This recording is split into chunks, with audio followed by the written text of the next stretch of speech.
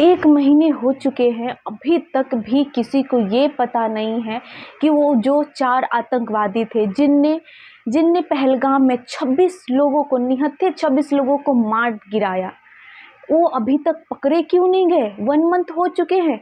सरकार की पहुंच से क्यों अभी भी वो बहुत दूर है? क्या उसे ज़मीन निगल गई या आसमान निगल गया? कौन खा गया उस आतंकवादी को, या कहाँ किस तहखाने में जाके छुप के बैठे हैं कि सरकार को अभी तक पता ही नहीं है? हमारे आर्मी फोर्स कितने सारे शहीद हो चुके, हमारे जो इक्विपमेंट्स थे जो युद्ध में लड़े जाने वो हमारे बर्बाद हो गए, कितने सारे सिविलियंस वो उनकी मौत हो चुकी। क्या इसको सचमुच में इंसाफ हम माने? यूं तो 9 आतंकवादी के अड्डे भी सरकार ने उड़ा दिए हैं, उसमें कितने भी आतंकवादी की मौत हो चुकी है, लेकिन जो मुख्य आरोपी है, जो 4 लोग हैं, वो अभी तक मिले ही नहीं हैं। वो कहाँ गए? कहाँ गए? किसी को कुछ भी पता नहीं है। सरकार तो रैलियों पे रैलियां कर रही है और वाहवाही गया। पाकिस्तान एक बात भूल गया, अब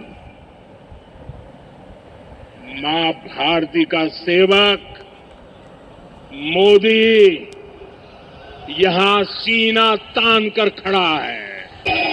मोदी का दिमाग ठंडा है, ठंडा रहता है, लेकिन मोदी का लहू गर्म होता है। और अब तो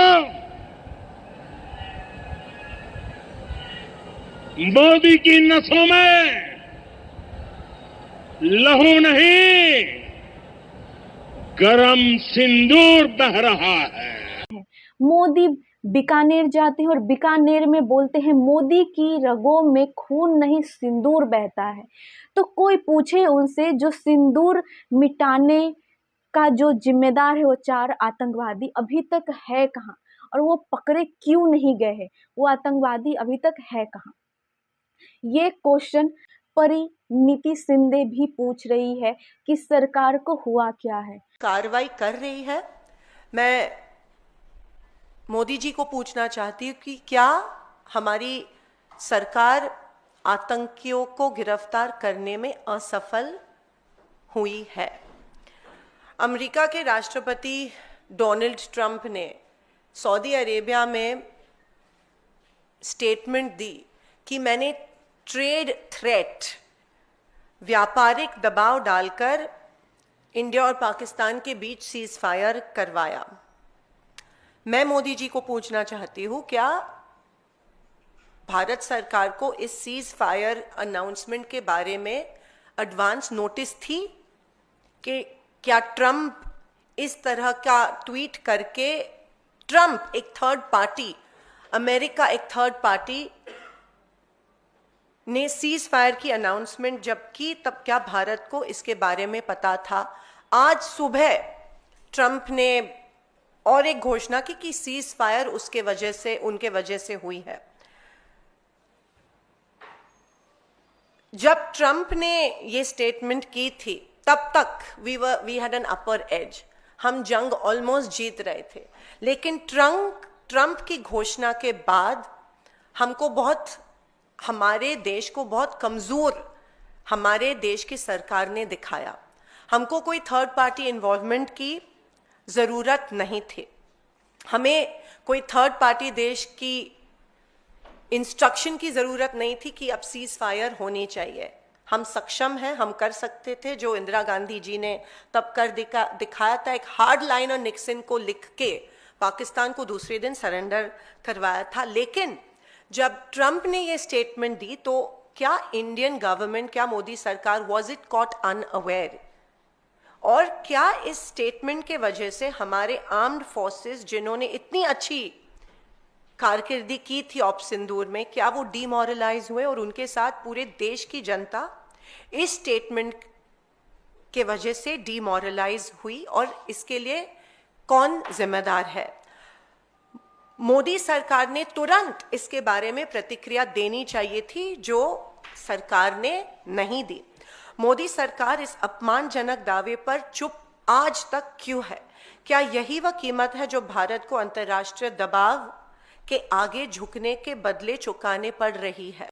तो कांग्रेस पार्टी की सांसद परिणीति शिंदे, उनने एक प्रेस कॉन्फ्रेंस उसी समय किया और पूछा सरकार से कि अभी तक वो आतंकवादी पकड़े क्यों नहीं गए हैं।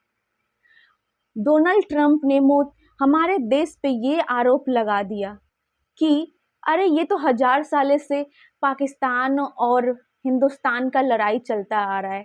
हमारी तो इतनी धज्जियां और बेइज्जती कर दी कि हमें तो सेंस ही नहीं है। अभी आज़ादी के 1000 साल हुए ही नहीं तो हम लड़ेंगे कहाँ। अभी पाकिस्तान के बंटवारे को 1000 साल हुए ही नहीं तो हमारी तो कोई इज्जत ही नहीं है।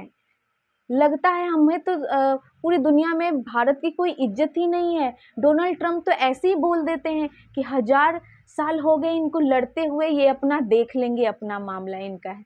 फिर डोनाल्ड ट्रंप ने दूसरा ट्वीट कर दिया कि हमने सीज फायर रुकवाया है, इनको धमका के दोनों को हमने रुकवाया है। तो मोदी का इसमें है क्या?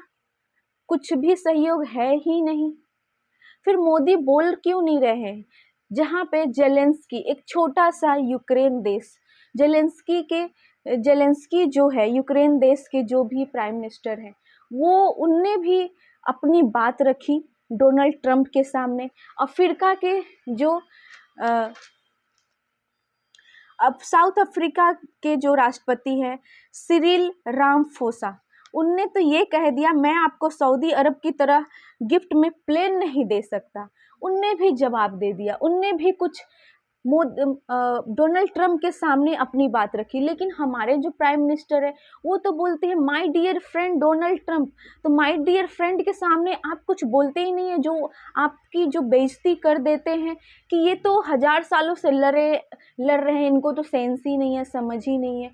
फिर आपकी इज्जत कहाँ है? फिर उनको जवाब क्यों नहीं दिया? फिर ना ही आतंकवादी अभी तक पकड़े गए हैं, ना ही हमारे जो मोदी जी है डोनाल्ड ट्रंप को कोई जवाब दे पा रहे हैं। इस पे कुछ भी हो नहीं पा रहा है और विपक्ष जो पार्टी है इस पे सवाल पूछ रही है।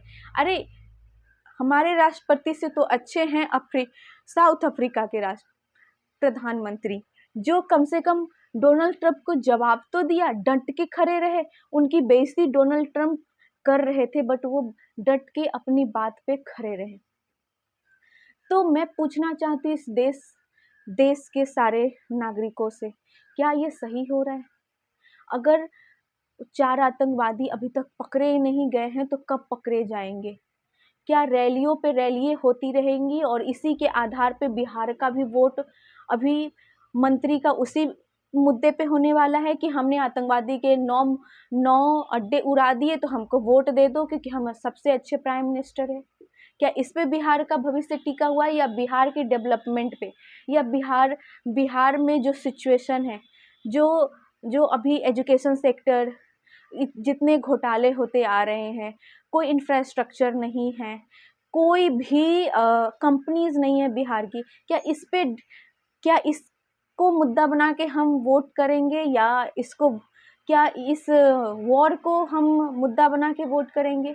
अब तो ये इंडिया के प्रधानमंत्री ही जानते हैं कि अब कैसे आगे क्या होने वाला है। लेकिन देश की जनता को जागरूक होने की जरूरत है कि हम किसी मामले पे वोट ना करें। हम अगर वोट करें तो सही अपने नेता को चुने ताकि हमारे भविष्य और हमारे आने वाले जनरेशन के लिए वो सही हो।